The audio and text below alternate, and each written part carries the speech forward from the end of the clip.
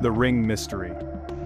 With this unprecedented view, astronomers could finally dissect Andromeda's anatomy, and they immediately found bizarre features that defied easy explanation. One of the most puzzling discoveries, first hinted at by NASA's Spitzer Space Telescope in 2006, was the presence of distinct rings of dust and star formation. These weren't the graceful, continuous spiral arms you'd expect. A team of astronomers, including researcher Carl Gordon, used Spitzer's infrared cameras to pierce through the galaxy's obscuring dust, revealing a hidden inner ring.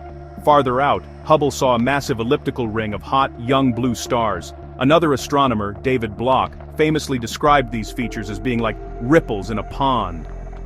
What causes ripples? An impact.